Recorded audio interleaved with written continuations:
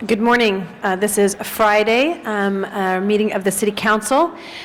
I want to thank Mr. Labange and Mr. Zine for being here at 10 o'clock and would ask that Mr. Cardenas, Ms. Hahn, Mr. Huizar, Mr. Padilla, Mr. Parks, Ms. Perry, Mr. Reyes, Ms. Rosendahl, Mr. Rosendahl, Mr. Smith, Mr. Wesson.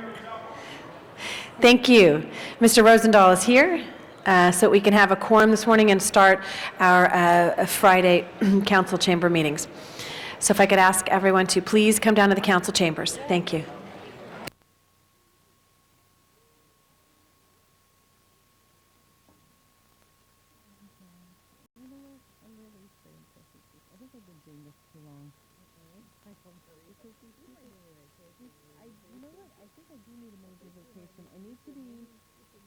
I need to be gone like for a month.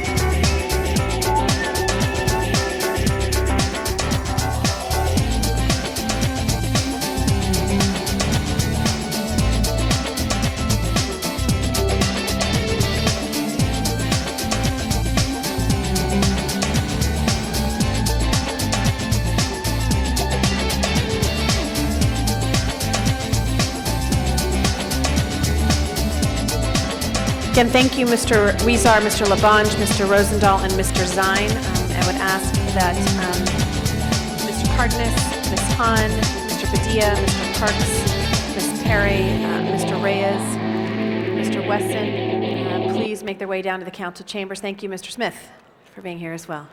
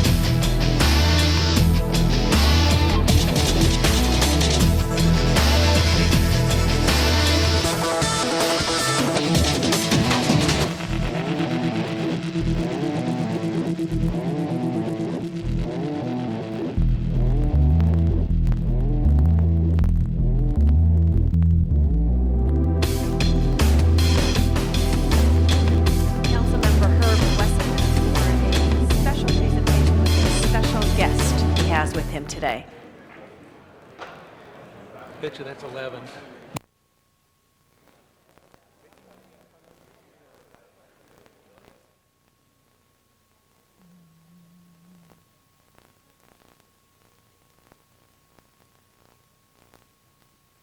Oh, Padilla's here. Thank you, Mr. Weston. If I could ask everyone to please keep their conversations to a minimum, and like to acknowledge Mr. Weston with a special friend. Okay, good morning, Madam President and members. If I could have a little silence, please. We have an opportunity, I mean, we have great jobs as council people. Sometimes they're difficult, but sometimes we get perks and we have spiffs. And today, I officially kick off the city's Adopt a Pet program. I had the opportunity to work for the county for 6 years, and Supervisor Mike Antonovich started a program, I believe 10 years, where every pet that he's brought before the LA County has been adopted within 48 hours. I know that to be a fact because I've adopted 3 of those dogs. So I thought it would be a good opportunity for us to show the county off. 2/3 of the animals that are adopted by the County of Los Angeles are adopted by county employees. What we're going to do is we're going to twice a month have this program where I'm going to bring in some real lovely companion animals and urge you and to the other residents of Los Angeles to bring one of these little fellas home. Today we have a little mixed Chihuahua and a Terrier. He has no name. In fact, let me just make sure. He has no name. I wanted to make sure that he was a he. But as you can see, he's very cute. I have with me, where's the animal control officer? Anybody interested in adopting this cute little daddy's baby can call 888-452-7381, extension 142. Like I said, we're going to do this twice a month. What I hope to do, we have, 6 shelters? We have 6 shelters in the city of Los Angeles. I hope to bring an animal from every shelter, and then we'll request that the council person from that area join me as we try to find homes for these needy little babies that are looking for a mom or a dad. So, do we have any takers? How could you say no? We have what? See, now look, we have already. Come. Now, what? My dog just died. Oh, his dog just passed and he needs another one. And your name? Carlos Zimmerman. Carlos Zimmerman? Look at that. Let's give Carlos a round of applause. So, Carlos, I'm going to put you together with the animal control officer, and we'll work everything out. And like I said, he's 3.5 months. He's not going to get much bigger. So I think what we have here is Carlos Jr. Thank you very much. We're going to do some paperwork. Okay. Thank you. Mr. Smith would like to make a comment. While the animal... Hey, Carlos, let's get one picture with the first dog ever adopted from the city's Adopt a Pet program. This is thanks to Supervisor Mike Antonovich for giving me this idea. Mike, I stole your idea and it worked fast. Thank you. Mr. Smith would like to say a few words. I was with Mike Antonovich the other day, and he mentioned that. He said, why don't you guys do this? I'm glad you did that, Herb, and it's a great idea. I want, for the people watching on Channel 35, if the animal control officer can tell us, how many pets do we have every week available at our shelters? So people know where to call and how many really are out there. We have a lot, and we'd love to find homes for them. So, Officer? They want to know how many How many pets- do we have every week in the city of LA available for adoption for the people watching on television? Hundreds. And Hundreds, she says, hundreds and hundreds. So at any time, you can call any one of our animal shelters in the city of LA, and there's going to be pets available for adoption. That's great. I just want to get that out there for the people watching on Channel 35. Thank you. Thank you. Carlos, thank you. Officer Rose, this is my first. Yay! Thank you. And Mr. Rosendahl also wanted to make a brief comment. Mr. Rosendahl. Yeah, I just want to say, Herb, what you did is fantastic. My dog, Rosie and Lulu, the two of them, they would have loved to have been joined with another dog, but people don't realize that the animal shelters, in part, are a place where the dogs are put down. They're not there in a sheltered environment forever. And so if a person wants a dog to go to a shelter and look in the eye of those different dogs and take one home is a wonderful thing, not only for the person obviously doing it to have a companionship, but we need to realize that those places where the dogs go and the cats go are not going to be the places where, they're going to be killed, many of them. And what you've just done today is save a dog's life and gave somebody another pal. So congratulations on doing it, Herb. Thank you. And I think Mr. Labange for Mr. Weston's chair. Was in your district last week and stopped by the shelter on 11th Avenue. What a beautiful facility and a care, and there is a great story there every day, and I think it's wonderful that you did this, so I want to salute you, Herb, for bringing this beautiful animal in and finding someone who's going to give it love and care. Thank you. Hopefully we'll be I'm sure we'll be successful in every week that we bring an animal down here, but our dear colleague Bill is right. When they go to these shelters, even though we do the best that we can, this is not a resort that they're going to. If no one comes and adopts them, they are put down, and that's a tragic thing. I will indicate that my wife has ordered me, however, not to adopt anymore. I already have 3, but I might be able to sneak one in. Anyway, thank you very much. Thank you very much, Mr. Weston. I'd like to acknowledge Mr. Rosendahl for his presentation, be followed by Ms. Perry and then Mr. Labange.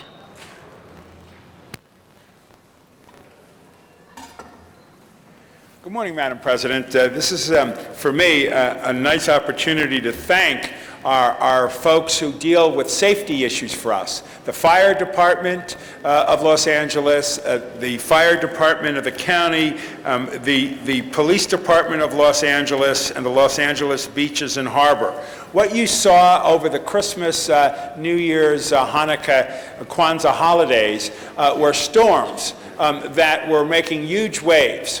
We were very nervous in Venice, as we were also in my colleagues in the harbor area, that those waves could come in and create flooding.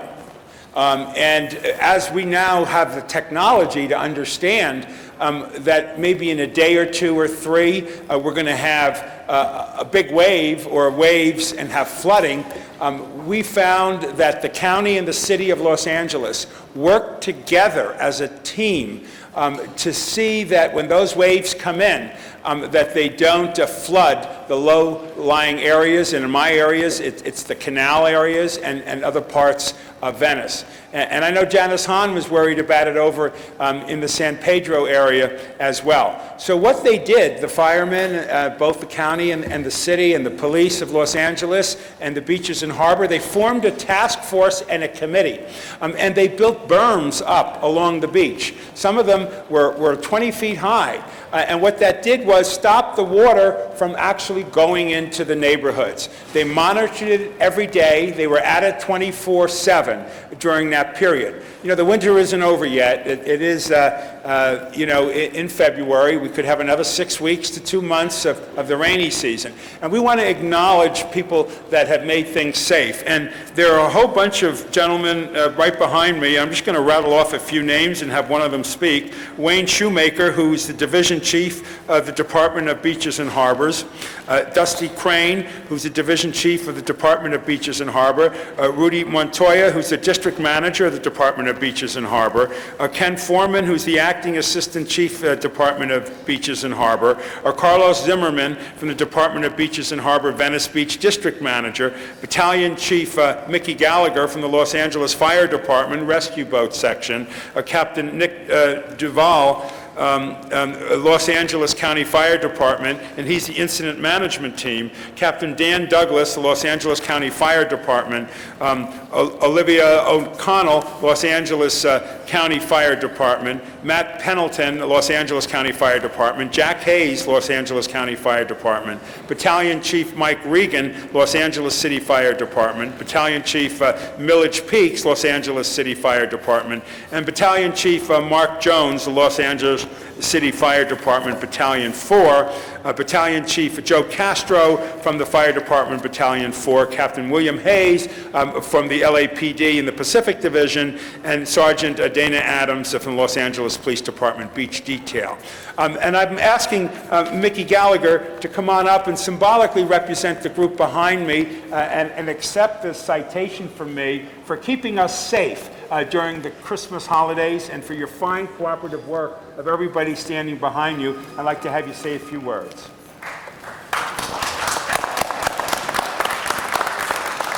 Thank you, Councilman Rosendahl and City Council. Thank you very much for your support.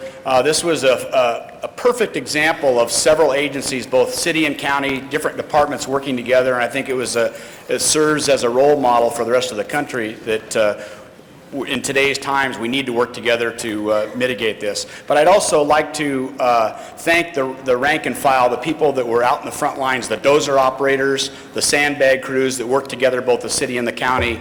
And that would not have been possible had it not been for them. So thank you very much and appreciate your support. Thank you. Thank you all very much. Thank you. Thank you very much, Mr. Rosendahl, and thank you to all of the participants. Ms. Perry.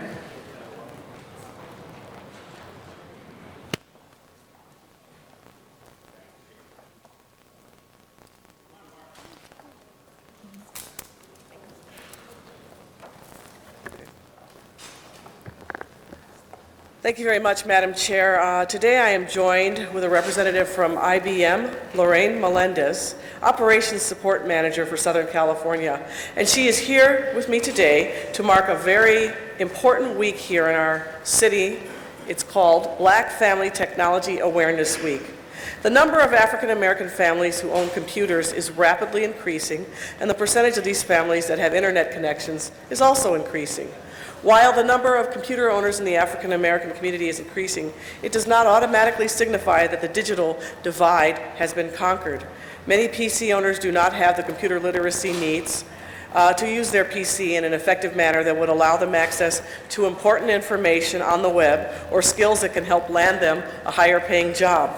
As a country, we should continue to narrow the gap in the level of computer skills by fine-tuning the relevance of web content, linking communities with quality internet connections, and bringing a higher level of technology-based education to disadvantaged schools with limited resources. The effective use of technology leads to better education, more career options, and a limitless future for individuals and families. In order to continue to break down the barrier of the digital divide in minority communities, IBM is serving as the lead corporate sponsor of the Black Family Technology Awareness Week, which will take place next week, February 12th through the 18th. As part of this important week, IBM will partner with local Los Angeles schools, churches, and community organizations and sponsor forums that will demonstrate how technology is best used to improve one's quality of life. So I wanted to mark the week of February 12th through the 18th as Black Family Technology Awareness Week and commend IBM for taking the lead in ensuring a brighter future for all Angelenos. And I'd like to ask my colleague, Mr. Parks, if he wanted to say a few words about this upcoming week.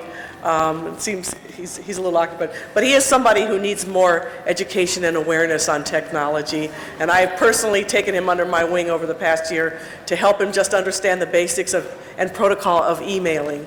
So I just wanted to give him the opportunity to comment on his own personal story and evolution on technology for Oh, thank you, computer Jan. usage. Thank you, Jan. I really appreciate Sure you that. do. There you go. No, I'm technology-wise, I've just learned to turn on a computer, and I'm email literate. Other than that, it's something that's foreign to me, but I've gotten over the fear of touching the buttons, and I believe that in some point in my future, I have a Word document that will probably get produced. But it is something in which we have supported not only at our EPIC Center for Technology for Seniors. We certainly, with our block grant money, attempted to put a number of technology programs in and around the community as far as making sure that the black community particularly is aware of the technology in our libraries. And we hope at some time in the future that we will be able to look at ways in which certain large facilities like the Coliseum, USC, and that surrounding area will be able to install the hot boxes so that we can have free access to this technology. And so I just want to say thank you for what you're doing in the community as far as bringing technology awareness, because it is absolutely essential. And what we find in many instances is that poor people particularly do not have access to this technology and often lose that awareness and that assistance in helping them become aware of what may be important to them in their community. Jan, thank you for doing this. Absolutely. My pleasure. Thank you. All right, Lorraine.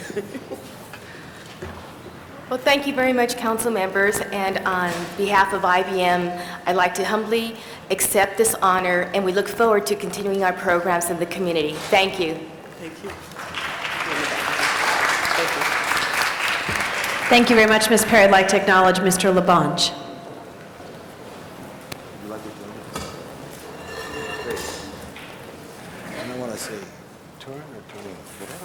You're very beautiful. It's a special day in the world, and we're here to send great greetings from Los Angeles because in Torino, Italy, it's the start of the Winter Games. Let's give Torino, Italy a big hand there. I'm pleased to have with me Diego Brasilio, the great Consul General representing Italy, also Fortunat Zullo, who is the Italian Trade Commissioner, also joined by Juliana Goldman, who's here representing Italy here in Los Angeles. And you know, Los Angeles is a very special city, as we all believe in, but next to New York and Hong Kong, more consulates are here. And Italy is here today because he should be home, and he should be in Torino to join with his countrymen and women as they celebrate the Great Olympic Games. As you know, our city, Los Angeles, has a great heritage of the Olympics with the 1932 Games, which were the 10th Olympiads and the Summer Games, and then also in the 1984 Games, which are still glowing in Los Angeles. I know we're also going to ask that possibly we receive Olympic Games in the future here. But we did not want to let this day go by without saluting Italy for all the hard work. Over many hundreds of thousands of people are working, the volunteers, the excitement. I unfortunately had to listen to it on the radio this morning, but described as the Olympic torch, which once hailed through our day in our town, came to your town in Torino. So, Consul General, on behalf of Mayor Antonio Villaraigosa, on behalf of all my colleagues in the City Council, and on behalf of the blessing of the great man, a great Italian, John Ferraro, whose name is in this chamber, is a great Olympic champion himself as a supporter of the 1984 Games. We in the city of Los Angeles want to salute and congratulate the city of Torino, Italy, from one Olympic city to another, and salute you as you start your Olympic Games. Give them a very big hand. Thank you very much. Thank you. Beautiful. I'm very grateful, and it's a great honor to be here with my colleagues from the Italian institutions to celebrate the opening of the Olympic Games. Such a good idea, and I wish to thank Tom LaBonge for the nice things he's always reserved for us, the wonderful cooperation he gives us. It's really a pleasure to work with you. Unfortunately, you were talking about the torch, and I remember seeing the torch passing under my office on Wilshire Boulevard a few months ago. Unfortunately, I heard the news today that the torch had to be escorted by the Italian army because they were global protesters. And I hope we will be able to handle that. Everybody has the right to protest in a civilized way, and I'm sure that in Torino they will cope very well with this kind of problems, as we did, for example, in Rome for the funerals of the Pope, which were a big event that were handled quite professionally. This is a great opportunity for Torino. And for all of Italy. We hope to improve ties between this particular region and Los Angeles. And I have a personal wish to come back to be here in the near future representing again Italy when Los Angeles will host the next Olympic Games. Let me introduce briefly Dr. Celizzullo. He's the director of our economic commercial department. And then immediately after, Mrs. Julia Goldman, who is the vice president of the committee which represents, the elected committee, which represents the Italian community living in the area of Los Angeles. Very briefly, thank you. Thank you. Give the Council General a hand. You go. So it's an honor to be here today, just not only like the Italian Trade Commission in Los Angeles. Of course, an event like Olympic give boost to Italian economy and to Italian presence worldwide, but I have a personal touch with the Olympic game. I represented the Italian Olympic Committee during the Atalanta Olympic Committee, so I have this kind of relation with the United States and Olympic Games. So I'm very happy that Los Angeles give also this, the city of Los Angeles give us this honor to be here today. Thank you. Thank you very much. I just want to thank you, the City of Los Angeles, for giving us such a wonderful environment to live, and Italians are very happy here in Los Angeles. Thank you very much. Very much. Madam President, members, we also, David Simon from the Los Angeles Sports Council and Barry Sanders from the Southern California Committee of the Olympic Games sends their greeting. They're both in Torino now as they continue their great relationships to further the cause of the Olympic Games. So to all, let's give Torino a big hand. Everybody take time to enjoy and watch the great Olympic Games. Thank you. Thank you. And I would like to give you the official medal of the city of Torino, or Turin, whatever you want.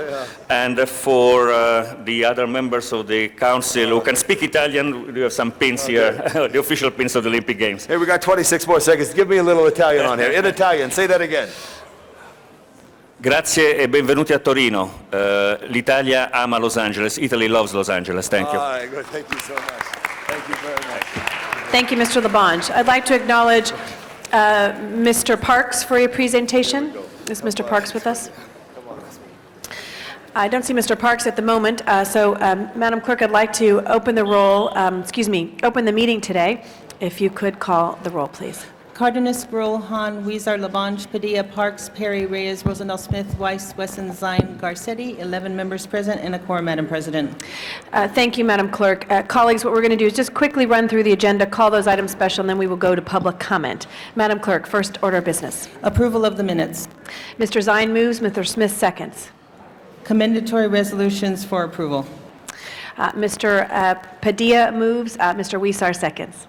Madam President, before beginning the regular agenda, there have been a couple items that have been requested to be continued. Item number 7, there's a request to continue that matter to Tuesday, February 15th. That item will be continued? On item number 12, there's a request to continue that 1 week, and the new date is February 17th. That will also be continued to February 17th. On the regular agenda, items noticed for public hearing. Item number 1 is a protest hearing relative to a sewer improvement, and after the hearing, council should close the hearing and then continue the matter to March 3rd. All right, we will call that item special. We do have a card on that item. Next items are also public hearing items. Items 2 through 6 are street lighting ordinances. We'll call item 2 special. We also have a card on that item. Okay, that would leave them before council 3 through 6. Colleagues, any specials on 3 through 6? If not, Madam Clerk, open the roll, close the roll, tabulate the votes. 12 ayes. Those items have been approved. Next order. Next items are items for which public hearings have been held. Items that would be 8 through 11. Any specials, colleagues, on items 8 through 11? If not, Madam Clerk, please open the roll. Oh, Mr. Parks. Yes, on item 10 and 11, we move that we adopt the budget and finance report. That will be the order on item 10 and 11. Any other special colleagues? If not, those items are before us. Madam Clerk, open the roll, close the roll, tabulate the votes. 11 ayes. Those items have been approved. Next order. Next items are items for which public hearings have not been held. Items 13 through 22, 10 votes are required for consideration. Thank you. Any specials on that, colleagues? Yes, Mr. Wesson. Madam President, forthwith on item 8. Forthwith on item 8. I think we also had a request for forthwith on item 9 as well. Any specials, colleagues, before us? Madam President, there is a card on item number 21. We will hold that item on the desk. Also be called special. Any other items before us? Madam Clerk, open the roll, close the roll, tabulate the votes. 11 ayes. Those items have been approved. And the ordinances on those will go over for 1 week. 1 week. Thank you very much. Next order. And that would conclude the, Madam President, I believe council has 12 members now. If you wish to reconsider the ords 13, 14, 15, and 16, so that way they can be adopted on first consideration. That would be great. Colleagues, we will ask for reconsideration, and we just need to open the roll on that again. Is that correct? You should, well, Vote on reconsideration could be a unanimous vote, but then you need to open the roll again. Thank you. All right, colleagues, we're for reconsideration on those ordinances 13, 14, 15, and 16. Open the roll on reconsideration, Madam Clerk. Close the roll. Tabulate the votes. 12 ayes. We will now reconsider those items. Madam Clerk, open the roll. Close the roll. Tabulate the votes. 12 ayes. Those items have been approved. Thank you, Madam. Yes. Yes, Mr. Parks would like to have items 11 and 12 go forthwith. 11 and 20. 11 and 20. Any other items? No, that would just take council back to the items called special. Thank you. I'd like to acknowledge Mr. Parks now for his presentation. Mr. Parks, for your presentation.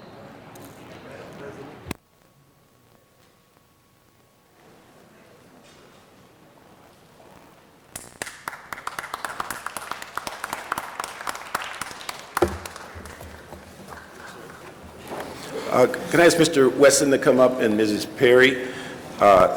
We're here today to honor a number of people dealing with the National Black HIV/AIDS Awareness and Information Day. And because this is significant to the black community for a number of reasons, because it's a population that's the fastest growing population of infection in HIV and AIDS in our community. And so this Information Day, giving such materials such as the test as far as 20-minute tests, being able to talk about where the facilities are, and those issues are something that's very important. We have here today also Steve Simon, the AIDS coordinator for the City of LA, and Mr. Richard Hamilton, chairperson for the National Black HIV/AIDS Awareness Day Coalition for Los Angeles. And just briefly, in talking about this issue, is that February 7th is the 6th annual observation of National Black HIV/AIDS Awareness Information Day. And in the city of Los Angeles, we've dedicated a full week of observation as a part of the nationwide effort to mobilize the African American community to get educated, get tested, and get involved with the HIV/AIDS awareness as it continues to devastate the black community. Just to give you a couple of statistics, in California, African Americans make up 7% of the population, but comprise nearly 19% of the men and women and children living with AIDS, and across the United States, it makes up about half of all of the new AIDS diagnoses and 2/3 of the new cases amongst women. And so we're here today to honor those who certainly have made a great effort, and hopefully those who listen to these presentations will take it to heart as it relates to the seriousness of the epidemic in our community. Let me ask Ms. Perry and Mr. Wesson to come up and make some comments. My comments are short and hopefully succinct. To be more aware, to be more engaged, get tested, and remove the stigma. And I hope that this Awareness and Information Day will go a long way to encouraging more people to reach out and to get tested and to understand their status, because prevention is the greatest thing that we can do to fight the battle on this disease.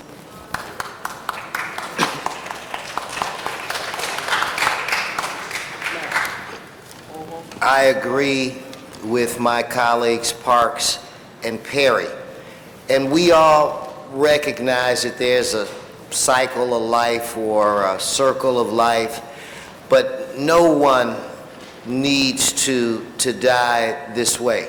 For me, it is personal. I've had 3 members of my family, my twin cousins, Terrell and Daryl, and I was there when Terrell took his last breath, and I had an uncle that was a phenomenal human being. So I say to everyone, educate yourself, learn about this. You can protect yourself from this terrible, terrible disease.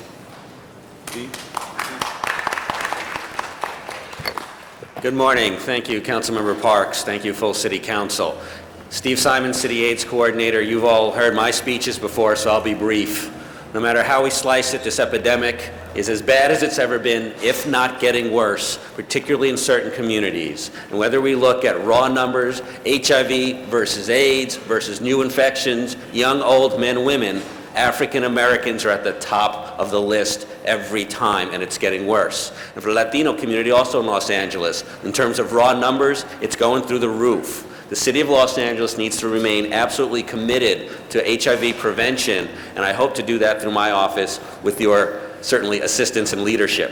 That said, joining us today are Tony Wayford, Precious Jackson, Richard Hamilton, Carolyn Martin, and Sharon White, all of whom have dedicated their lives to fighting the HIV and AIDS epidemic in Los Angeles. So please join me in welcoming them and supporting them on National Black HIV and AIDS Awareness Days. Good morning, and thank you, council members Wesson, Perry, and Parks. Good morning, I am Richard Hamilton. I am HIV positive, but I am also HIV empowered. The National Black HIV/AIDS Awareness Day Coalition of Los Angeles was formed to encourage societal, political, and personal changes and promote tolerance, acceptance, compassion, and honest dialogue about the risk of HIV infection and social justice that is conducive to understanding HIV/AIDS. National Black HIV/AIDS Awareness Day Coalition Los Angeles is a grassroots community-based organization that has been formed in a time of crisis and a true testament to the community rising up to educate and mobilize to stop the spread of HIV/AIDS among the Black African American community. This grassroots community effort shows that the community has the ability to educate and mobilize. Unlike many funded health education risk reduction programs, the National Black HIV/AIDS Awareness Day Coalition is comprised of various local organizations, private foundations that realize the importance of a grassroots movement. To ensure our 2006 theme, Save a brother, save a sister. Together we can. Get educated, get tested, get involved. This call for a commitment to reaching and serving people infected with and affected by HIV/AIDS in all racial and ethnic communities. But its focus is on the highly impacted Black African American community. There's an Ethiopian proverb that says, "He who conceals his disease cannot expect to be cured." The National Black HIV/AIDS Awareness Day Coalition, National Black HIV/AIDS Awareness Day, this day, every day, this week, every week, this month, every month, this year, every year, until the time has come that this crisis has passed and we realize a cure. Thank you very much. Thank you. And Mr. Rosendahl wanted to also say a few words. Mr. Parks and Ms. Perry, before you leave, Mr. Rosendahl wanted to say a few words, and Mr. Wesson. I rise to not only acknowledge what you have said, but to make a couple of comments. Some of you might know I lost my partner of 14 years to AIDS in January of 1995. I'll never forget Christopher Lee Blauman and the suffering he went through. There's two major issues when it comes to the African American community and the Latino community. One is homophobia. It's time that the churches and the community groups accepted all people as they are, so that homosexuals and bisexuals can come out of the closet and be treated with respect by all people within community and not hide their sexual identity. This homophobia has, in part, for both white folks and other folks, a huge issue. The second is the criminal justice system. And I want to make this point very clear, that young black men and Latinos and Anglos go through the criminal justice system. And in the prisons, there is sex between men. It's more of a macho thing than it is basically a homosexual thing. Those men come out and they infect their girlfriends and their wives. I've said to the sheriff, there should be condoms in the jail.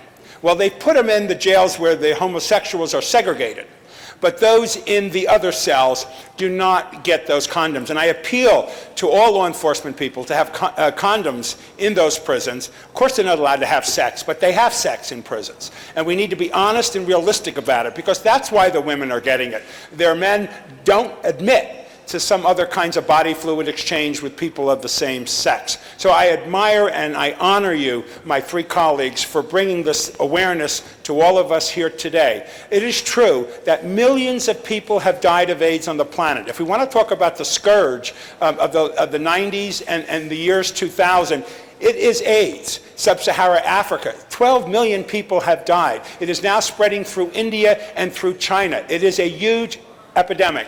And I certainly appreciate and respect my colleagues for bringing this awareness to us here today. We need to do more as a nation and a world, and AIDS awareness is a key part of that process. And I'm looking forward to the day when the ministers get up in the pulpit and bless homosexuals with the same blessing they do heterosexuals, because we're suffering and we're dying because of the darkness that is put around us as human beings. Thank you very much.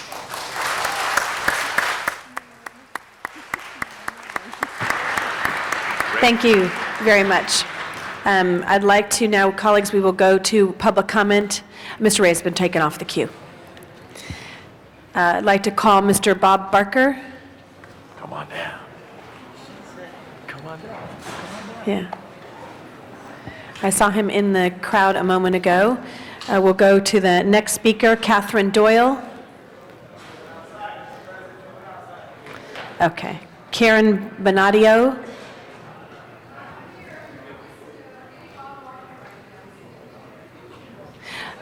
Okay, we'll go on to the next speaker. Valinda Jo Wright. Well, we'd like you to go ahead and speak now, because we're going to go ahead and move on until we've... Hello to everyone and good cheers, and we're all in good health and everything. That's a wonderful thing. Thank you, Ms. Wright. David Ewing. Is Mr. Ewing here?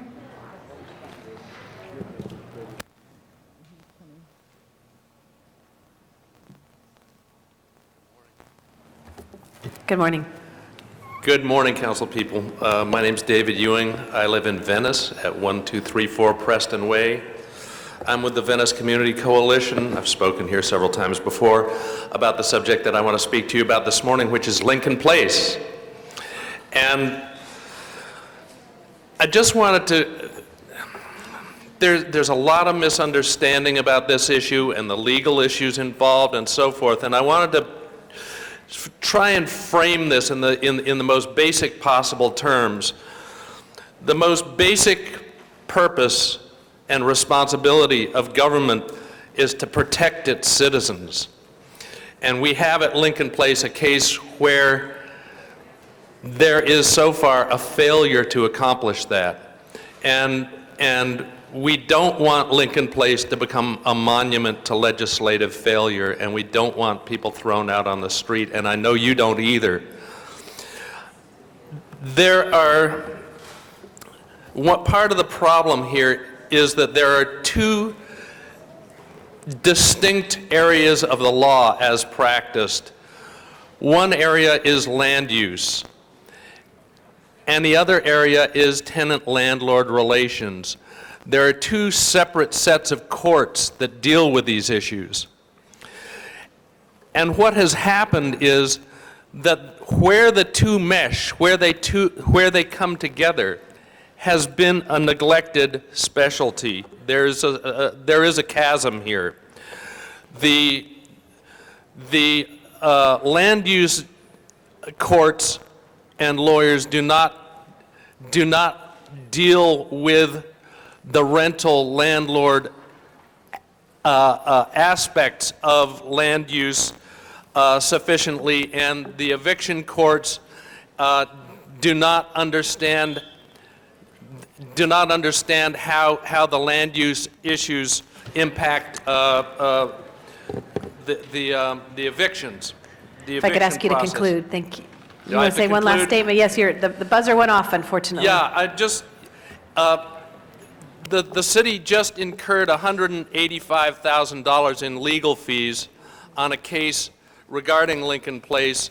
The eviction cases are going up through the appellate courts, and I hope that the city will pay attention to this place where the two areas mesh, and there has to be some creative attention paid to this to figure out how we can make it work. Thank you. Thank you very much.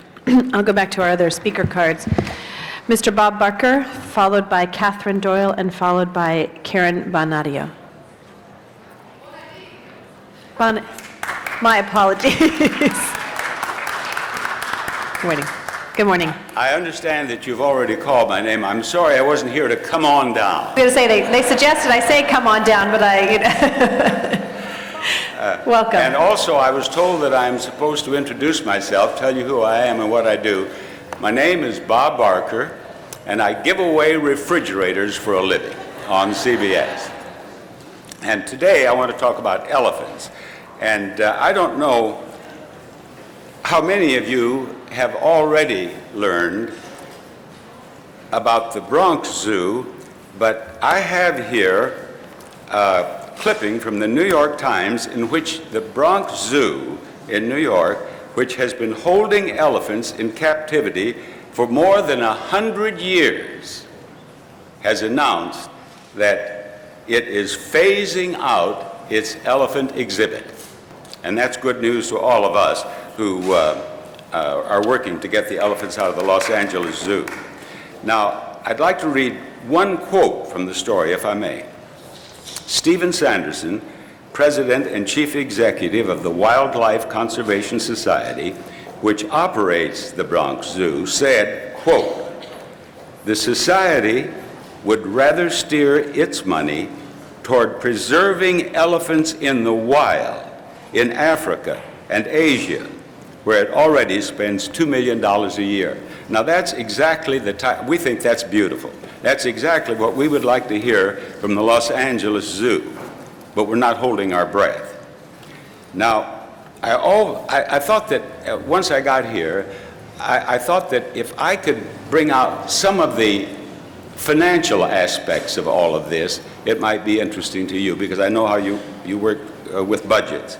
There are 210 zoos in the United States that are accredited by the American Zoo and Aquarium Association. 210. And only 76 of these 210 are still holding elephants in captivity. Only 76. Many zoos across the country have released their elephants. In the last year, the San Francisco Zoo, the Santa Barbara Zoo, Milwaukee and Detroit zoos, the San Antonio Zoo, the famous Lincoln Park Zoo in Chicago has released its elephants. These zoos have discovered, happily, that their attendance has not fallen off. They have not lost money. So we can release these elephants at the Los Angeles Zoo and not have any qualms about the zoo budget. The Los Angeles Zoo is one of the 76 that is still keeping elephants. And they've come up with this suggestion of a habitat of 2.5 to 3 acres for the animals. That is utterly ridiculous. There are zoos in the United States right now with larger habitats than that have admitted that their habitats are inadequate. They do not provide room for the elephants. Now, this project that the zoo would like to have will cost, it is estimated, $40 million, taxpayers' money. You, ladies and gentlemen of the council, have had experience with estimates, I'm sure. You know that if they estimate $40 million, it's going to be $50 million, $60 million, maybe $80 million, whatever. It's going to be millions of dollars of taxpayers' money for a habitat that is obsolete before it's built. That's why I say it's utterly ridiculous. There's only one solution to the tragic, the embarrassing elephant problem at the Los Angeles Zoo. One solution, and that is to release those elephants from captivity and place them in a sanctuary. There are 2 of them available. Probably the one in Northern California is the best for them. Now, we're not talking about a herd of elephants. I hope you all understand that. We're talking about 3 elephants, 3 miserable elephants at the Los Angeles Zoo. 2 of them are not even seen by the public. 2 of them are not on exhibit. Only one is on exhibit. Gita, the oldest elephant, is 47 years old, and she's been in that zoo practically her entire life. She is now hidden away in what is described as a temporary facility. It's not very temporary. Gita has been there for 2.5 years, where she is dying. A veterinarian has said that she has less than a year to live. She's dying of a problem that is attributable to her confinement in the zoo. It began with her feet. She had trouble with her feet from day one. That's one of the causes of death of zoo animals. Hers has just been, well, it's been terrible. Abscesses after abscesses after abscesses. And now Gita has one foot that is so terribly infected that the bones of her foot are actually rotting. Now you can imagine what pain this elephant is going through. She's in that so-called temporary facility, and she's still standing on cement, which is what caused her problem in the first place. Ruby, another female elephant, is in the same facility with her. Ruby has begun abnormal behavior. She started swaying back and forth for hours at a time. Elephants in the wild don't do that. Only elephants in circuses and zoos sway back and forth like that. It's because of emotional distress. This Ruby is slowly becoming insane right there at the zoo. Now, the one elephant that is on display is Billy. Billy is 20 years old. He's been in the zoo for 17 years, and already he is beginning to crack. He is having emotional problems, mental problems. He is also having abnormal behavior. He's nodding. You've seen elephants do this at circuses and zoos. They don't do it in the wild. They don't have that problem in the wild. Billy should be out of there too. I came here today to beg you to vote to release those elephants from that zoo. They have lived in misery. Gita has literally given her life for the entertainment of man. Release those elephants. It will be immoral to keep them there longer. And I do not believe that the taxpayers of this great city want to share the zoo's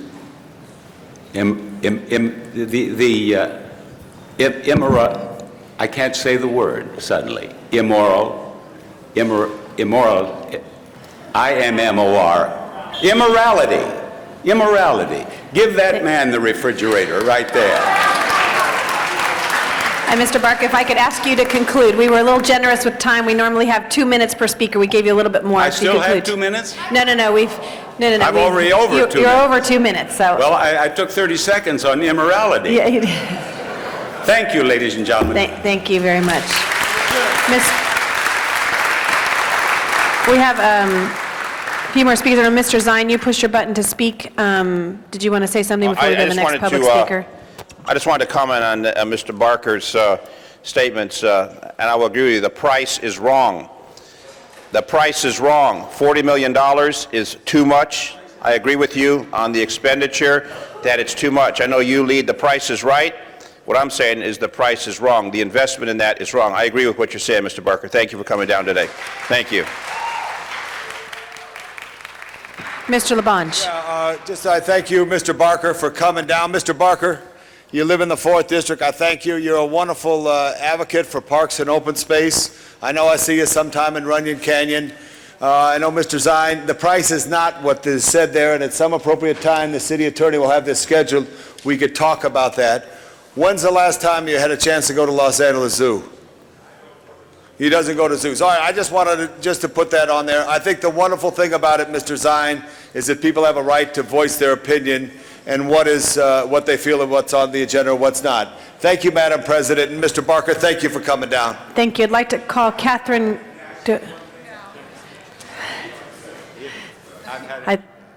I'll let you and Tom have a chance to speak for a moment. Catherine Doyle, Carol, followed by Karen. No. He gets your time. Oh, okay. Thank you. Thank you very much. Appreciate you all being here. Our next speaker then is Melrose Larry Green.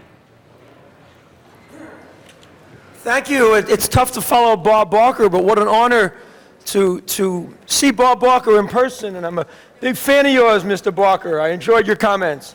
I'm Melrose Larry Green. And listen, folks, I want to talk a little bit. I only have 2 minutes, 1 minute and 50 seconds now. I want to talk firstly about the mayor's great statement yesterday in light of what President Bush said about a threat to a building in Los Angeles. I think it's disgraceful that George Bush has not met with Antonio Villaraigosa one-on-one. And I'm going to Phoenix to a meeting with lots of very influential Republicans, U.S. senators and people that work in the White House, and I guarantee you George Bush is going to be meeting with Antonio Villaraigosa in the next 90 days, or I'm not going to ever vote for Republican ever again. That's number one. I'm done talking about that. Now I have a minute to talk about the buses in Los Angeles. You know, whenever the mayor or many of the top people in the MTA go on buses, the staff takes care, makes sure everything's hunky-dory, and you have a beautiful ride. But I want you to know, on the buses in Los Angeles, there are a few signs. One says no eating or drinking. This morning I saw 3 young ladies eating and drinking beer and eating on the bus. over on the number 4 coming down here on Santa Monica on the way to Santa Monica, Vermont. Yes. Also, there's priority seating for disabled, and I know elephants are important, but human beings are important too. And senior citizens and disabled have rights. There's priority seating for seniors and disabled. I see that not enforced all the time. All the time I see it. The bus drivers are overworked. We need more cops on the buses and on the trains. I know money is stretched, but if you need help, you can email me at melrose1@earthlink.net. I look forward to working with each and every one of you on this problem. I only have 10 seconds. One more time, I want to say, Antonio Villaraigosa, you gave a great statement yesterday. I'm so proud you're my friend. I'm so proud you're our mayor. And keep fighting, and we'll get you to meet with Bush sooner rather than later. Thank you. Thank you, Melrose Green. Beautiful blue shirt today. Mr. Nate Holden. Would you like to say a few words? I know you had filled out a card as well. Yes, we're ready. Welcome. Glad to have you back in our chambers. Thank you, Madam President and members of the council. It's indeed my pleasure to be here with you. I just want to, thank you. I just want to say just yesterday I read in the paper that the police commission had taken an action in secrecy, and some of the members of the city council took issue to that, and for good cause. Not too long ago, we had a problem developing in this area by many of the officers who serve, whom I always supported and respect, which caused the Christopher Commission to conduct an investigation. I was serving on the Public Safety Committee at that particular time. We discovered during that investigation that just a fraction, a few of the police officers caused a lot of problems for the many and tainted the entire department. And because of that, you had the Civil Rights Division of the Justice Department coming into the city of Los Angeles saying, you were going to enter into a consent decree or we'll take over the department. So that's like a stipulated agreement. The consent decree, of course, is being overseen by a federal judge. You have an inspector general here as well. And, we have certain rules and guidelines that we have to adhere to.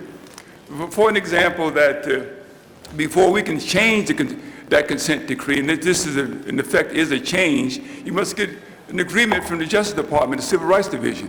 You must have the court look at what the change is being proposed, which has not been done. And you're not really shielding any officer who's involved in a shooting. Because of the Freedom of Information Act, you're superseded by the federal government. We cannot adopt any law in the state of California or in local government that preempts the federal government because you're preempted by the federal government. And so therefore, what you're inviting then, therefore, Madam President and members of the council, are more lawsuits. Because the moment an action takes place where there is a shooting, the people have a right to acquire the information through the Freedom of Information Act. And that's what probably is likely going to happen. So I would suggest, in order to protect this city from lawsuits, that you ought to Prop 5 that matter, have a hearing in closed session if you choose to do so. A hearing in closed session if you choose to do so, and you do have time to do that, and then air it all out. And then you can decide whether or not how we can implement this new procedure without endangering the city of Los Angeles with more lawsuits. The board, by the time you get through the Board of Public Rights, by the time the person has the information about the officer, the attached statute of limitation would have run, which is 1 year, which means no matter how bad the officer is, you can take no action because the time is run, the statute is run, and you're putting the people in the city and not in a good position by doing that. My time is up. Thank you for the extra time. Thank you, members of the council, for allowing me to speak to you today. I only make the recommendation. Always nice to see you. I'd like to call on Lois Arkin, Spike Marlin, Sheila Bernard.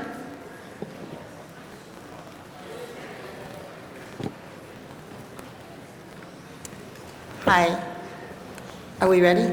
Yes, please. My name is Lois Arkin. I live in the Los Angeles Eco Village. We're a demonstration of how we might reinvent how we live in our city to be more healthy and more sustainable. I'm here today on behalf of the South Central Farm. I want to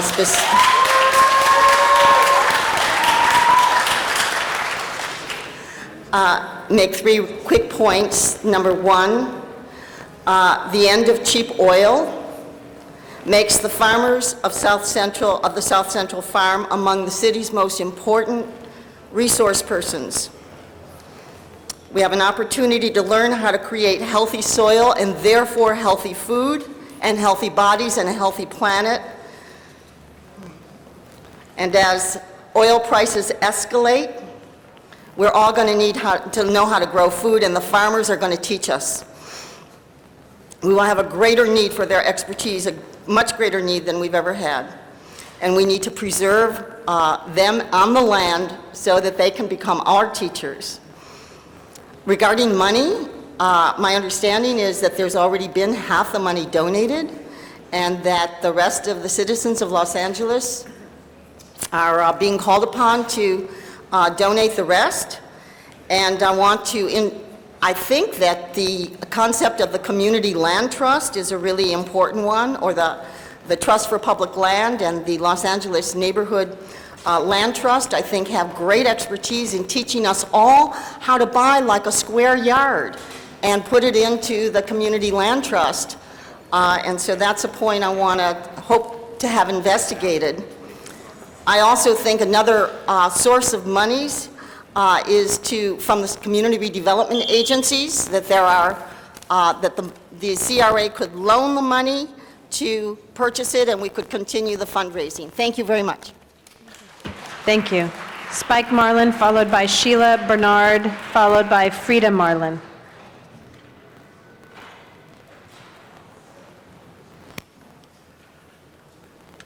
Good morning, council members. Probably getting sick of my face. My name is Spike Marlin. I live at Lincoln Place. I don't quite understand the problem with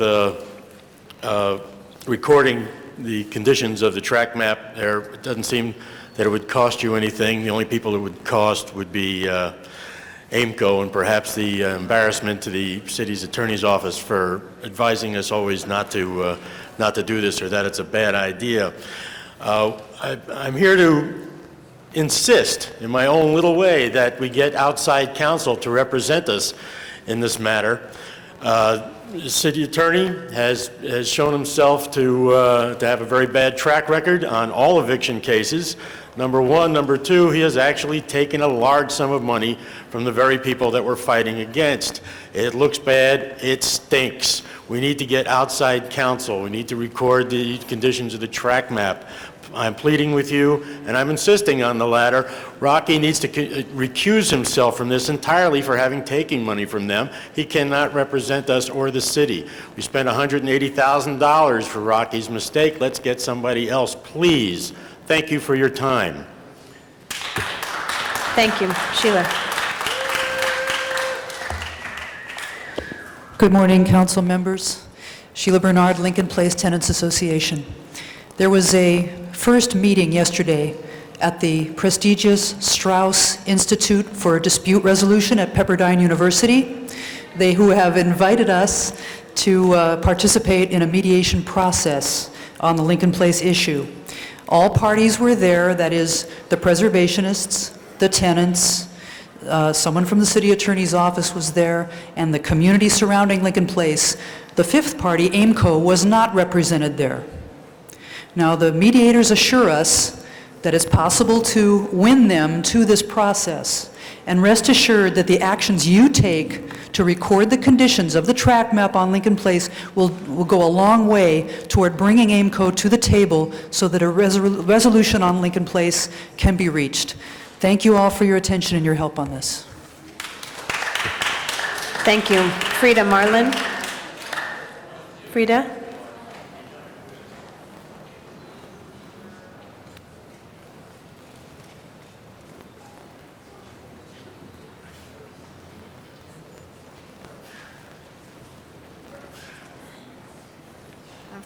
I'm Frida Marlin from Lincoln Place Apartments, and I just want to tell you the feelings of what's going on. Happy Valentine's Day to everybody. A love holiday for all people and children. We live in a place of love for people and children. We celebrated all holidays and birthdays. We were a community. We loved the grass, the trees. It was so beautiful. Now they put fences on the empty apartments. Please stop what's happening to this beautiful place. Now there is no longer tenants, just emptiness, except for some old people and handicap. And the older people and handicap, are forced out, trying to find an apartment. It's a nightmare. You must help us keep our homes and allow the young back in too. That's what love is all about. Come see what they want to destroy. It's so beautiful. Please help.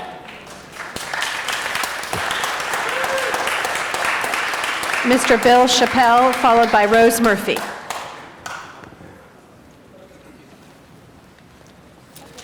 Good morning, council members. I'm a resident of Lincoln Place. My name is Bill Chappelle, and I want to follow on what's been said. I would like to really address this issue of recording the conditions, and there's a great deal we have researched about it.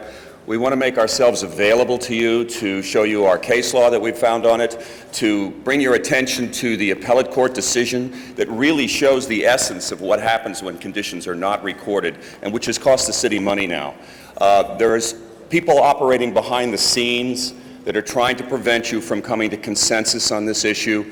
But we believe that you have a vested interest, just as we do, in the use of the land, and you have a right to govern it, which is why we put you where you are. And right now there is a problem with the recording, which is that it's voluntary.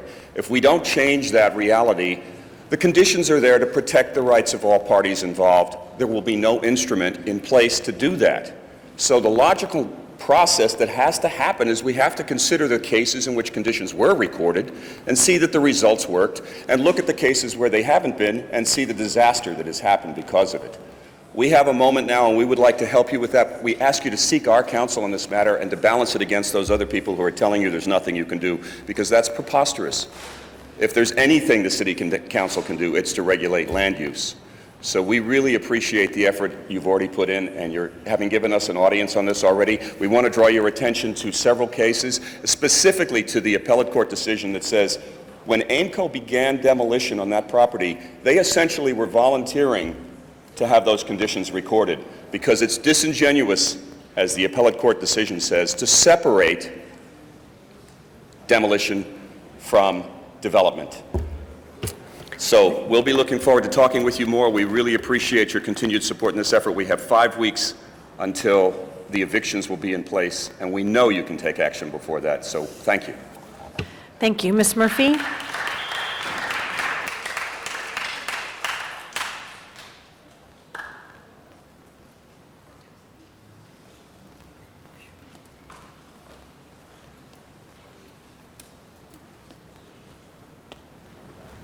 Hi, my name is Rose Murphy, and I'm going through this again.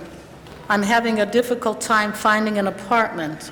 We're being evicted and deprived of our homes due to an error by the city attorney's office in allowing Aimco to get away with not filing the tract map. Aimco has the power to evict us under the Ellis Act, and so we need help from the city. The city owes us big time. Do what you can to help us. Thank you.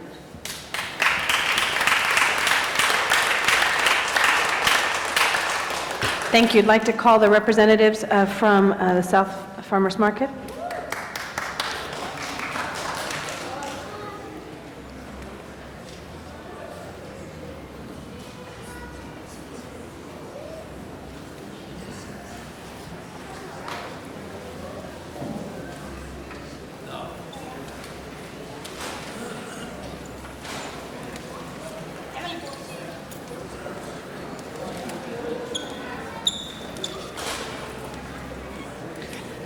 We need a translator.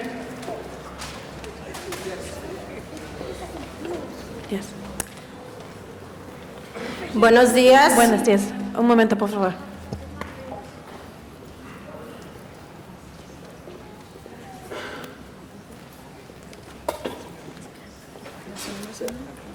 Mi nombre es Josefina Medina y aquí estoy otra vez pidiendo por nuestro espacio verde en 41 y Alameda.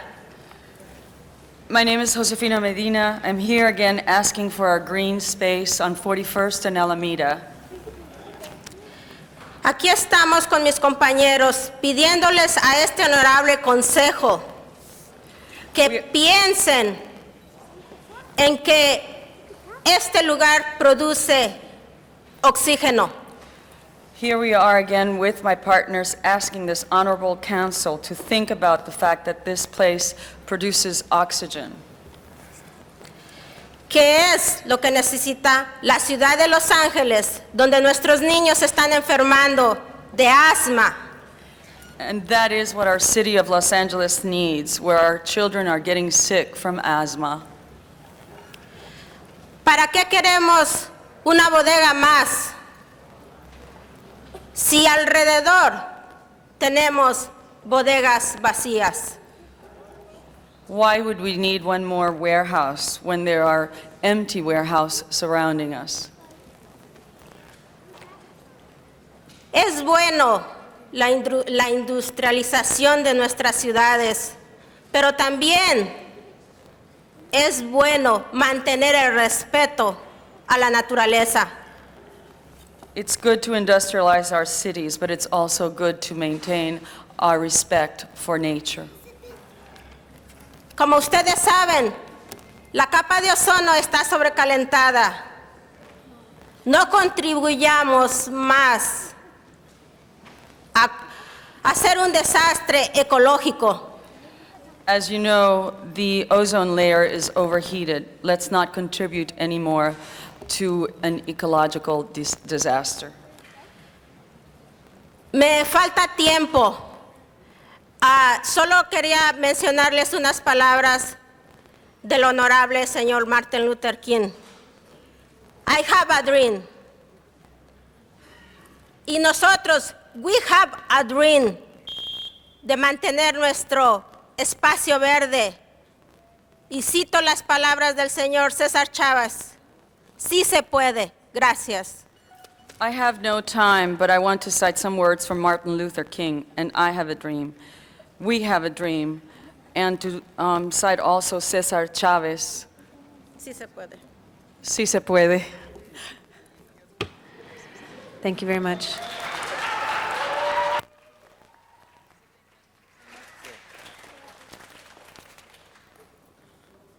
Buenos días, mi nombre es Anselmo Reyes y vengo de parte del Sur Centro Farmers y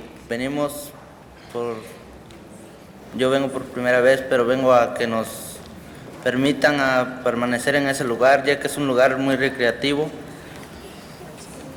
My name is Anselmo Reyes, and I'm here on behalf of the South Central Farmers. This is my first time, but I am asking you that you should let us stay there. It is a very healthy place. Más bien para los niños, para las personas de la tercera edad, ya que en el tiempo en que estamos, pues muchas enfermedades existen, ya sea el asma, el cáncer, y pues yo pienso que Tiene que hablar poquito para Okay. yo poder traducir. Okay. More than anything for our children and for the elderly, there's very many ailments that exist, like asthma and cancer. Y yo pienso que recuerden, señores, que también lo verde es vida, y yo pienso que también las bodegas pues, tienen algo en común, pero pues también no podemos quitarle la vida a la naturaleza. I think that, you should remember that green is life, and although the warehouse do have something that is common to all of us, we should not take life away from nature. Gracias.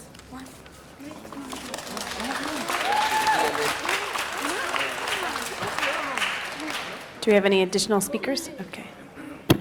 Good morning, City Council members. My name is Alberto Clatoa, current East Los Angeles College student and a South Central farmer. Antonio Villaraigosa, we accept your opportunity and we will continue to prove our determination to save the farm by increasing community support and reaching out for financial support in an effort to make a fair deal between all parties. I would also like to ask our representative, John Perry, what is your commitment to help save the South Central farm?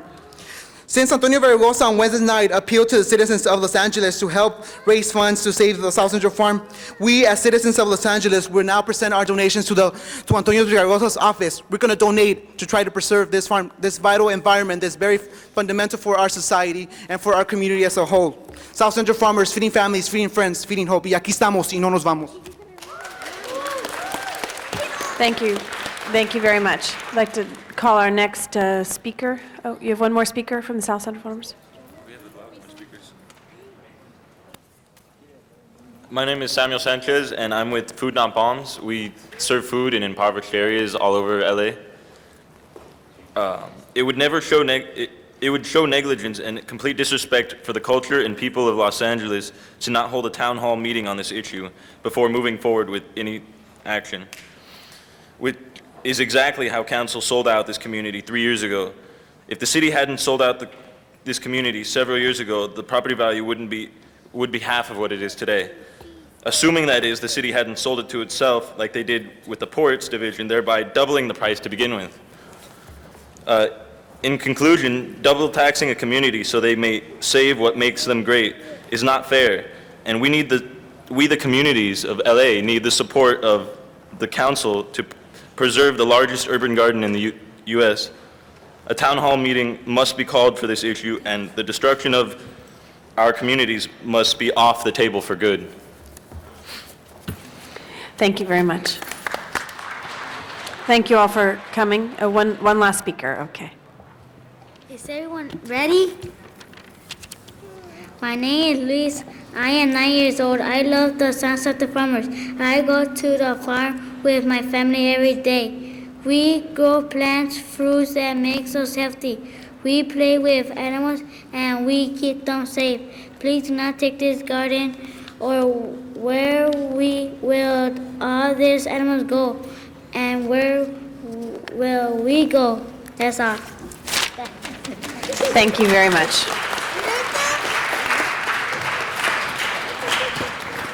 Good morning, my name is Jamie Kim, and I'm a resident of Los Angeles and a member of the Friends of the Farm that is in full support of saving the largest farm in the U.S., the South Central Farm.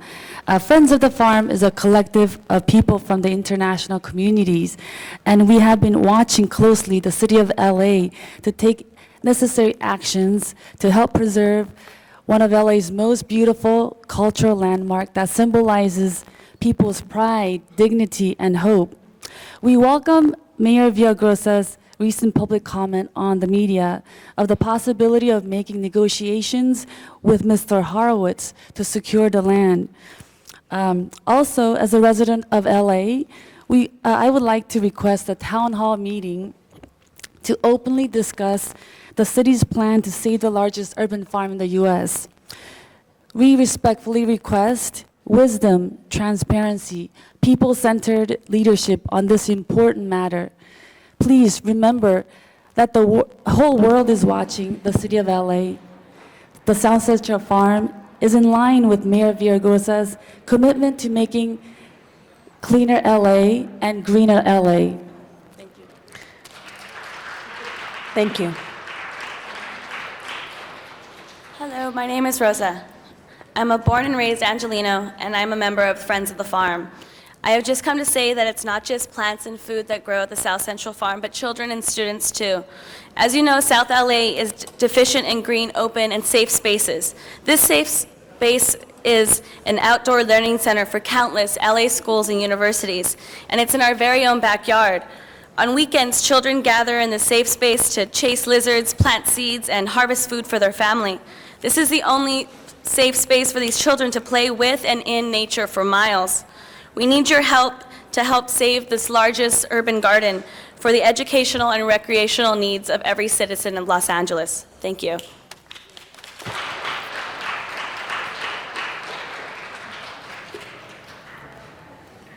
Hi, my name is Marissa, and I'm speaking on behalf of the South Central Farmers. I just wanted to start off by saying that society is made up of the privileged and the underprivileged.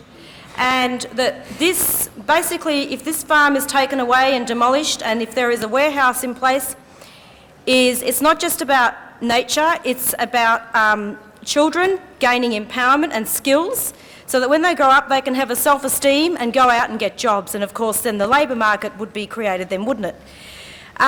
So I'm really here to say that it's extremely important for the health and well-being of people to be educated about medicinal herbs and about fruits and vegetables, particularly with the way that the multinationals are looking at, you know, the medical care here is almost zilch. Sorry, that could be an Australian term, but I think people understand what I'm trying to say here. So, yeah, that's basically what I'm here to say. And I would like the Mayor to give back to low-income families and give back to the people of Los Angeles. Thank you. So our last speaker. Hi, my name is John Parker from the International Action Center, and I just wanted to say that, you know, when I wake up in the morning, there are about 10 things that I should have done that I haven't done, and usually I get to 2 of them every day. That's why I have to prioritize. And I know you have a lot on your plate, and you have to prioritize as well. And that's why we're here, to show that this is a priority. What's more important than feeding 350 families and feeding children and greening South Central? What's more important than that? It's really a no-brainer. And everyone we talk to is in agreement with that. And I want to tell you that the progressive community, the anti-war community, the social justice community is united behind the South Central farmers. And what we plan to do is make this issue much more in the news, make many people much more aware about this thievery that's going on right now. And I know that the City Council wants to keep up its reputation, and it would not like to look like it's participating in this thievery, because people of color in this country have endured land grabs and the stealing of their land for too long. They worked this land for 13 years. This is their land, and we have to do the right thing. And we're united and determined to make sure that happens. Thank you. Thank you very much. Thank you all very much. Colleagues, I'd like to introduce a very special guest we have with us today, Michael Dukakis, who is here as part of the UCLA School of Public Policy. It's always a pleasure to have you in our chambers. They're talking about the Wilshire Corridor bus lane today up in the Bradley Tower, and as someone who believes very strongly in transportation, I know Mr. Rosendahl would like to just say a few words as well to acknowledge Mr. Madam Dukakis. President. Mike Dukakis is a living legend for many of us here. He did run for President of the United States. And in fact, we would have been better off if he had won the presidency as a great nation. He's also, besides a professor at UCLA, is a major player on mass transit. And we are in gridlock here in Southern California, and his leadership with us on that is going to be very helpful in the future that we get this mass transit. And we welcome you to this council chambers, Governor. Thank you very much, and we'll see you at noon. And I know tomorrow Governor Dukakis will be sharing his perspectives on transportation tomorrow at 2:15 at Angeles Plaza, who is going to be talking about taking the public transportation and infrastructure, et cetera. Yes, Mr. Madam LaBonge. President, can we ask Mr. Dukakis if he just had a minute to give us a little view like Mr. Gephardt did last week? It's an Would you like honor to to say a have few you in our words, Mr. chambers. Dukakis? Mr. Rosendahl, would you ask Mr. And Dukakis while to just... Mr. Dukakis is coming up to say a few words, I'd like to acknowledge the student council from Hale Middle School and their teacher, David Londy, and if we can show the camera to the school out there so you can watch yourselves on TV tonight, if Channel 35 could glance at the individuals in, there you go. Thank you. Welcome to City Council chambers. Thank you, Wendy. And a special treat. I'll be very brief. Looking forward to spending time with you and all of our students who are here today, working on an important public transportation issue. And I want you to know that Bill Parent and I took the Rapid Red and the subway to get here. So this isn't just a lot of talk. Dukakis is still riding the transit system. But you got a lot to do. I'm sure you all know that I'm obsessively pro-rail. That's no secret. Great. So the more you can do to invest in an expanded, strengthened mass transit system that emphasizes rail-based systems, in my judgment, the better off you're going to be. I wish I could tell you there's an answer to your highway problem, but folks, there isn't. except for a first-rate alternative. That and $3 won't get you a cup of coffee these days, but it's great to be here. Wendy, thank you so much. Bill, Thank you, Governor. God bless you. You're the best. Thank you. Nice to see you. I'd like to call our last three speakers for public comment, and then we will go to our council agenda, those that have been called special. Viken Mardirosian, Dr. Perry Crouch, and David Ewing. Mr. Mardirosian, thank you. And colleagues, I know we went a little long on public comment today. We wanted to give an opportunity for people to be able to speak. Thank you. Good morning, Council. My name is Viken Mardirosian. I'm with Los Angeles Overland Carrier Association. I'm here for the DWP dump truck rental contract award number 731. The award criteria was changed after the bids were closed, and we sent this green folders to the City Council members requesting for a hearing, and we want to know what's the status on this matter. Thank you. Thank you very much. We'll make sure maybe a CLA staff or someone from Mr. Weiss's staff who chair that committee can talk to you. Good morning. Good morning, friends, council members. I'm here for one thing and one thing only. As you know, I'm Dr. Perry Crouch, and I'm from the Watts community. Want to give a shout out to our leader, Councilwoman Janice Hahn, and her beautiful staff, Mike Molina, in the task at hand. As you know, from December 24th to January 15th, we had 7 homicides in the Watts community. And the councilwoman took the bull by the horns and convened a task force, and we do have a ceasefire in place. 3 things, council people, that I'm asking. First, tomorrow at 1 o'clock, we're having an anointing and peace walk in Nickerson Gardens, and that's located on 114th and Compton. And then at 2:30, we're going down to Gonzague Village to do a memorial for one of the victims that was murdered. On February 18th, we're doing a ceasefire community march in Jordan Downs. And on February 25th, we're doing the same in Imperial Courts. What I'm asking for the council to do is, number one, pay close attention to the needs of your youth and your community.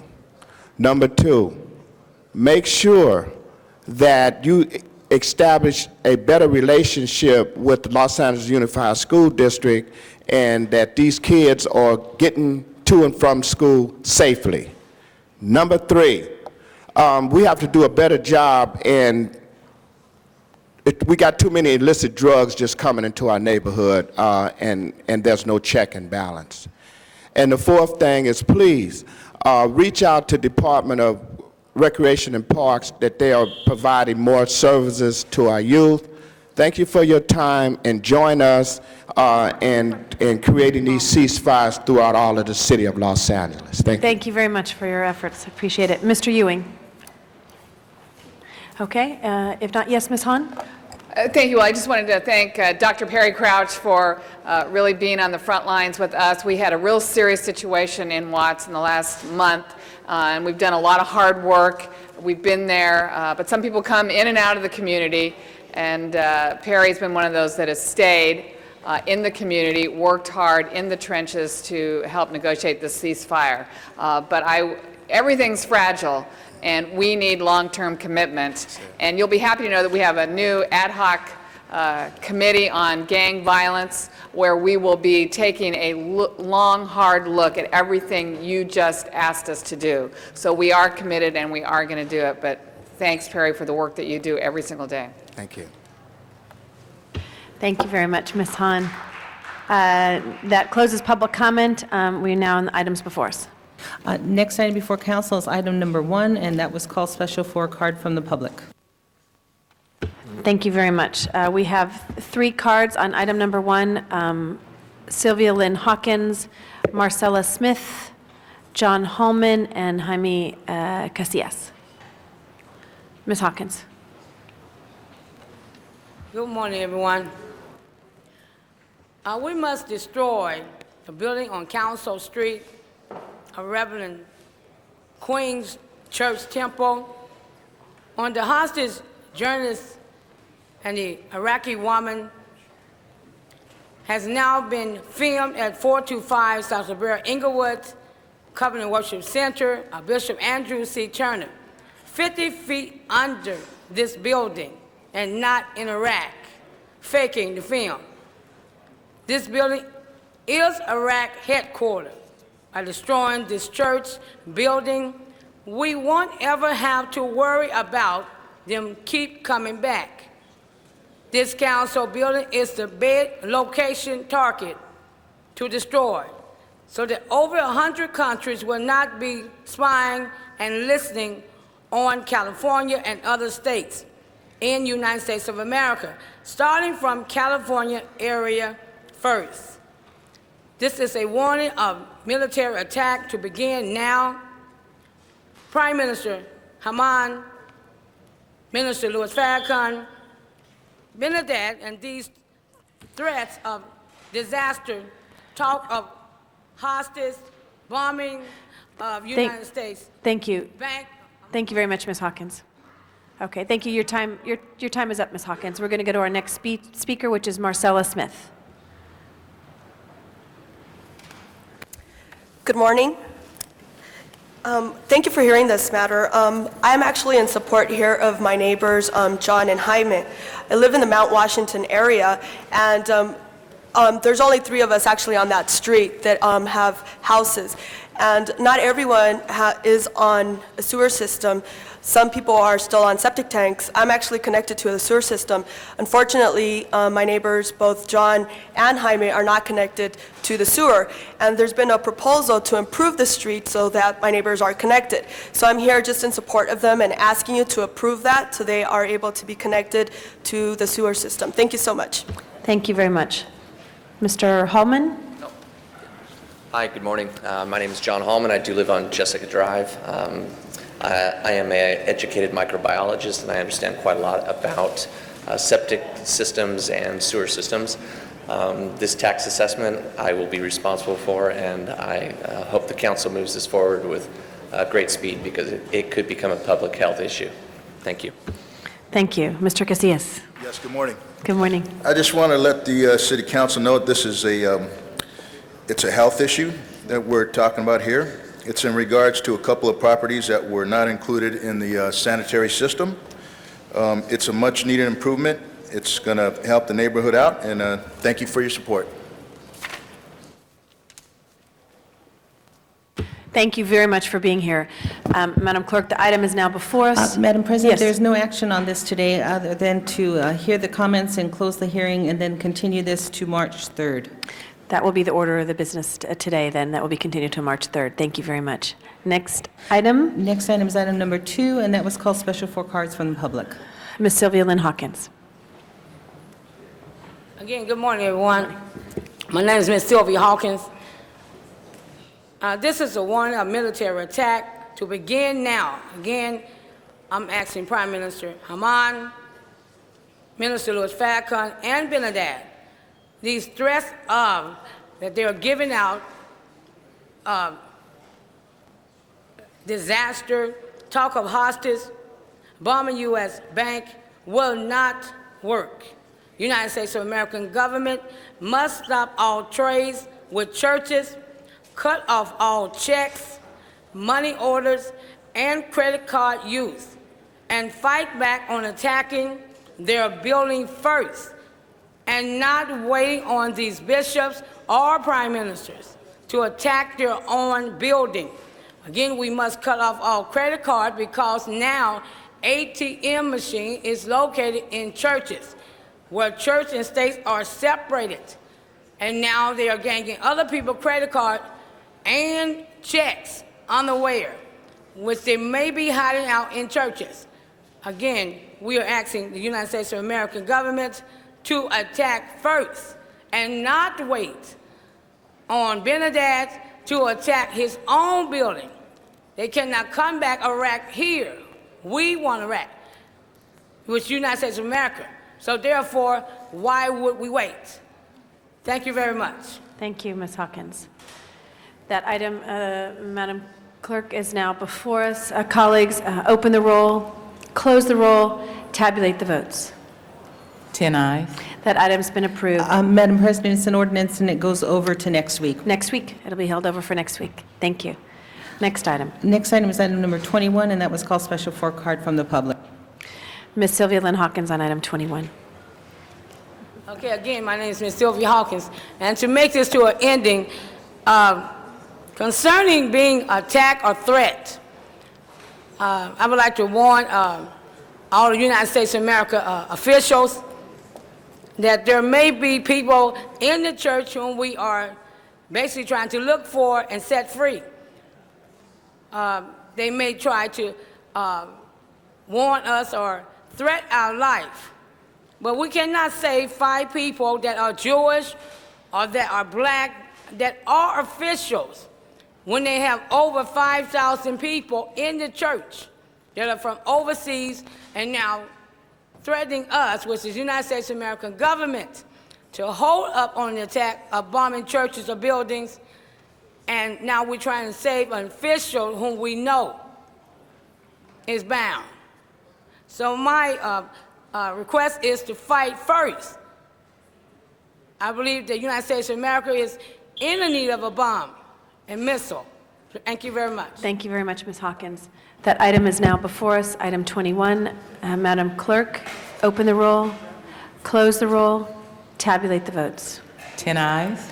That item's been approved. Any other items today on our calendar?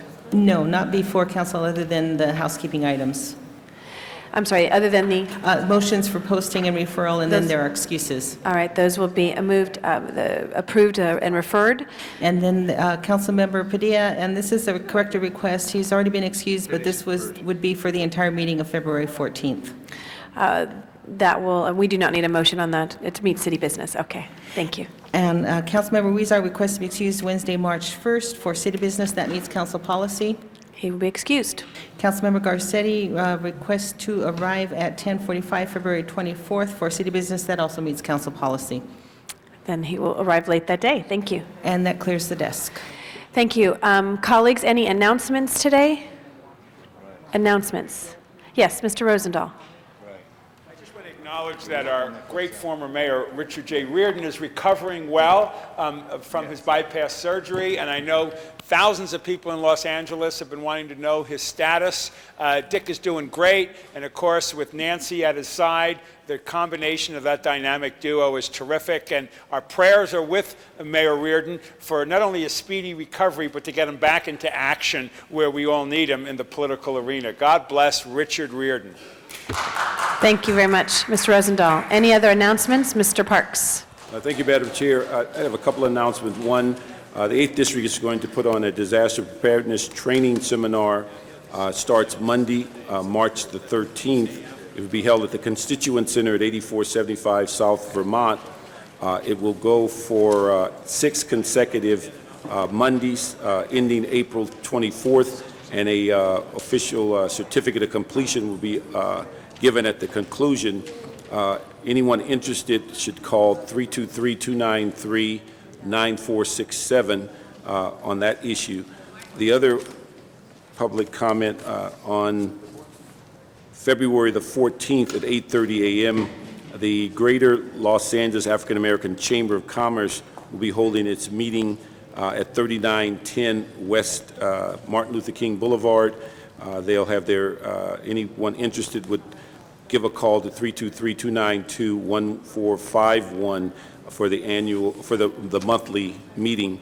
Also, Crenshaw Christian Center will be holding their call to action against violence in the city of Los Angeles on Wednesday, February 15th, 6 p.m. to 8:30 p.m. at 7901 Vermont Avenue.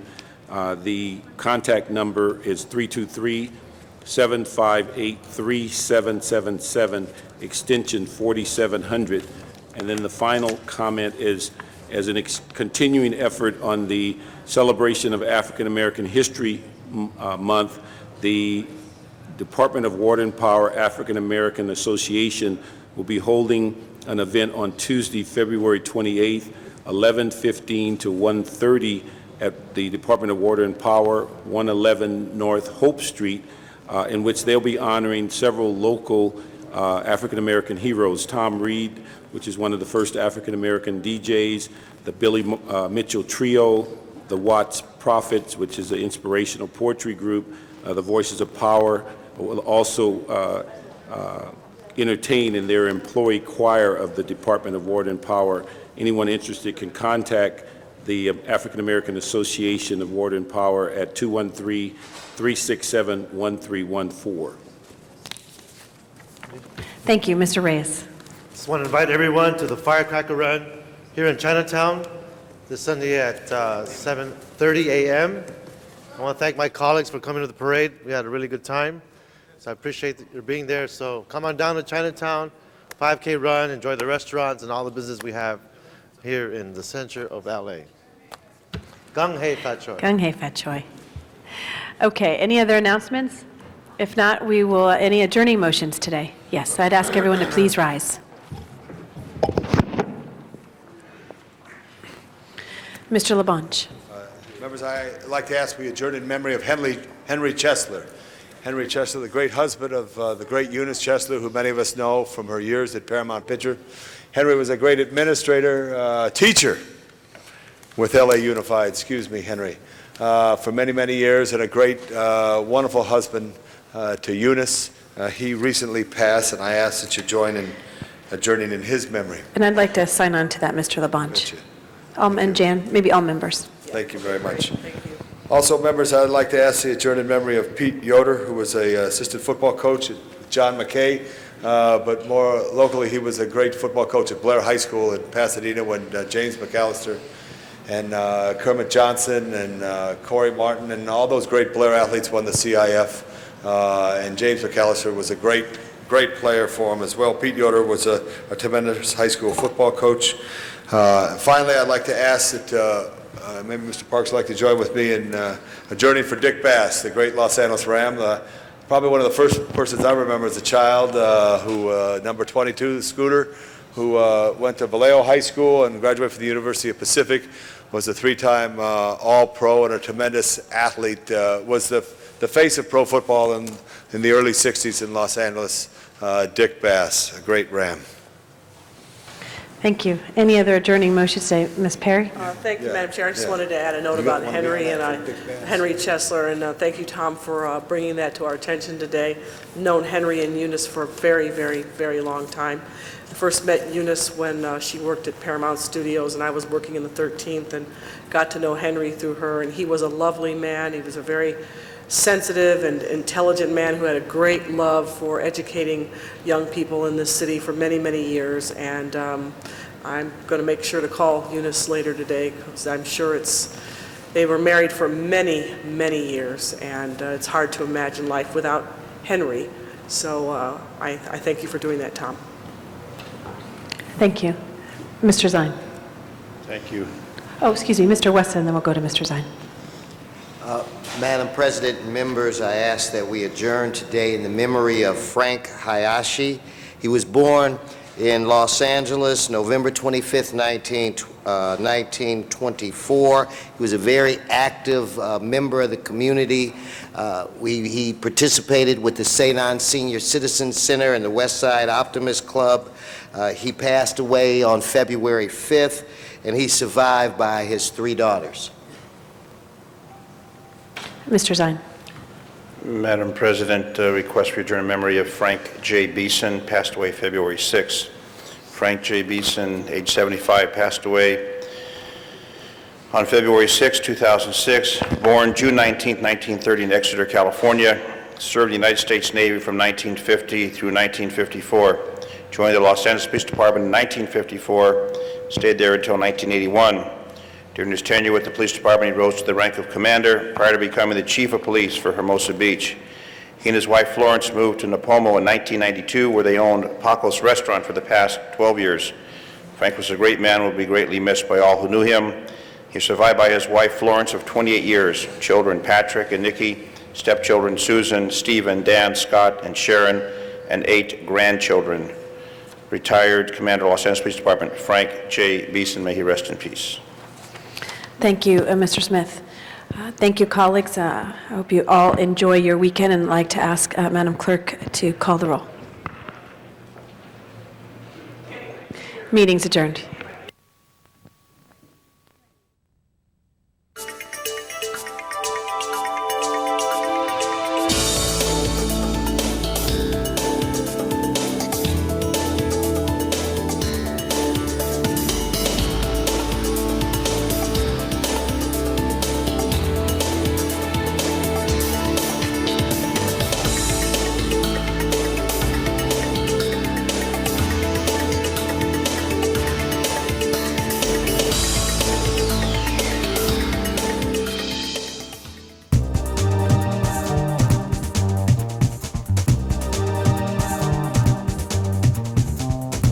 You're watching LA City View, Channel 35.